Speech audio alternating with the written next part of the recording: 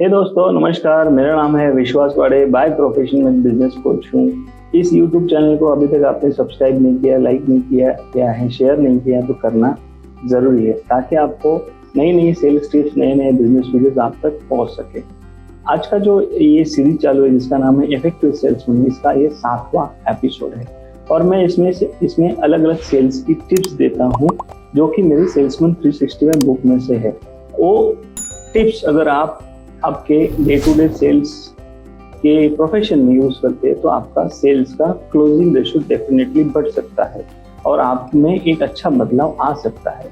तो चलो अगले एक टिप्स में मिलते हैं। ये वीडियो में जो अगली टिप्स हैं उसकी और बढ़ते हैं। पहली जो टिप्स है इस वीडियो में वो है सेल्समैन को अपना रिव्यू करना जरूरी है। जो रिव्यूज है जनरली हमने देखा है कि सेल्समैन को महीने की शुरुआत में टारगेट मिलता है और मंथ एंड में उसका शायद रिव्यू होता भी है और काफी बार नहीं भी होता है। और ऐसा देखा जाता है कि तब तक मंथ खत्म होने आता है।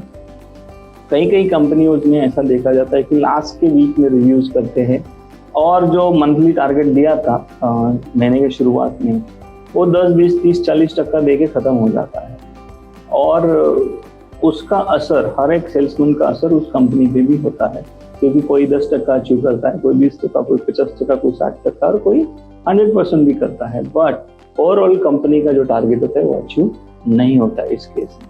इसके लिए सेल्समैन के लिए, इफेक्टिव सेल्समैन के लिए खासकर ये टिप्स है कि अपना वीकली रिव्यू करना बहुत जरूरी है। अगर आपने अभी तक वीकली रिव्यू चालू नहीं किया तो आपका टारगेट उसको डिवाइड करो 4 या 5 वीक जो आपके पास है और डे फिक्स करो। रिव्यू के लिए आधा घंटा लगता है, टाइम भी फिक्स करो और आपका खुद का रिव्यू करो। आपकी कंपनी आपका रिव्यू करे या ना करे, तो आप खुद आपका रिव्यू कर सकते हो। कितने कस्टमर्स, कितना जियोग्राफी कवर करना है, कितने कस्टमर अचीव करने हैं, कितने प्रॉस्पेक्ट को मिलना है, कितना सेल्स प्रेजेंटेशन करना है, ये आपको जनरली मालूम होता है।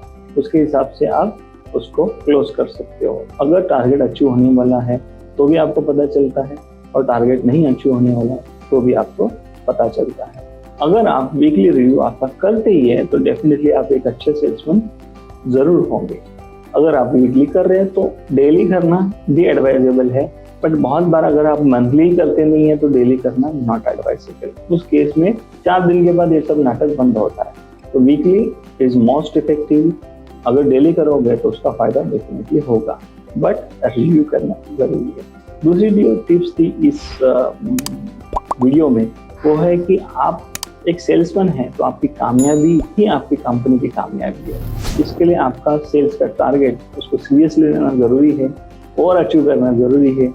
और हमेशा मेरा एक बहुत ही क्लोज ऑब्जर्वेशन है अलग अलग कंपनियों के साथ, अलग अलग सेल्समैन के साथ काम करते हुए, कि सेल्स का जनरली ऐसा मोटिवेशनल वीडियो देखने के बाद या मोटिवेशनल स्पीच सुनने के बाद या बुक पढ़ने के बाद लोग, यानी ओनर जो होते हैं या बॉसेस होते हैं, वो टारगेट बढ़ा देते हैं, डबल ट्रिपल चौबल टारगेट कर देते हैं, लेकिन उनको स्किल नहीं देते और इसका जो प्रॉब्लम है वो उन्हें भुगतना पड़ता है। बिकॉज स्किल, टारगेट बढ़ा है, टारगेट बढ़ गया लेकिन स्किल नहीं बढ़ा, यानी वो टारगेट 4 टाइम टारगेट बढ़ तो गया है, 4 टाइम या 4 गुना वो टारगेट अचीव कैसे करना है इसका स्किल उनके पास नहीं है। इसके लिए उनको विल नहीं मिलता, विल नहीं है, इसके लिए वो अचीव नहीं होता। तो मेरी ऐसी रिक्वेस्ट है आप सभी लोगों से, अगर आपका टारगेट बढ़ता है कोई प्रॉब्लम नहीं है।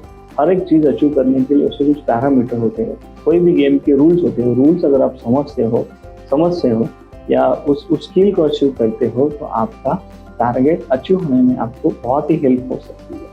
तो मेरी आपसे यही रिक्वेस्ट है, बॉसेस जो होंगे या कंपनी ओनर होंगे, आप आपका या आपकी कंपनी का सिर्फ टारगेट मत बढ़ाओ, उन्हें स्किल भी उसके साथ दो। ऐसी सेल्स की ट्रेनिंग स्पेशली आप उनके लिए अरेंज करो तो उसका फायदा उनको हो सकता है, वो अच्छा टारगेट अचीव कर सकते हैं। और सेल्स पे काम करना है, सेल्स का ट्रेनिंग या सेल्स का स्किल सीखना, ये हमेशा इन्वेस्टमेंट होती है और उसका फायदा कंपनी उसको बहुत ही बड़े पैमाने पे होता ही होता है। तो सेल्समैन का कामयाबी मतलब ही कंपनी का कामयाबी, सेल्स टीम का कामयाबी यानी बिजनेस का कामयाबी।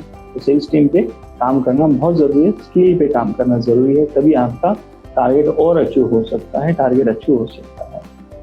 कंपनी को सबसे अच्छा नहीं बल्कि सबसे लायक सेल्समैन की जरूरत होती है। काफी बार हमने देखा है कि जब सेल्स टीम में या सेल्समैन की रिक्रूटमेंट हम करते हैं तो हम देखते हैं कि उसका ऑलरेडी एक्सपीरियंस कितना है, कौन सी कंपनी में काम किया है, और एक्सपीरियंस को इम्पोर्टेंस देते हैं, उसके हिसाब से हम उसका पैकेज भी डिसाइड करते हैं।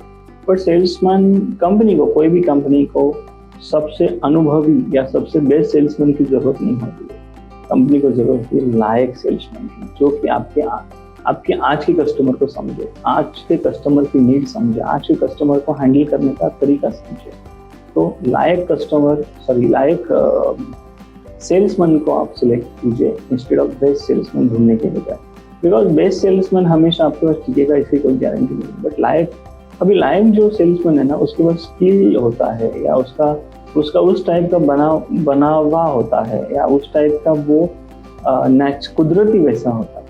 तो जो लायक सेल्समैन है उसको रिक्रूट करोगे तो ज़्यादा फायदा हो सकता है। तो आज के वीडियो में बस इतना ही। अगले वीडियो में मिलेंगे नई सेल्स टिप के साथ।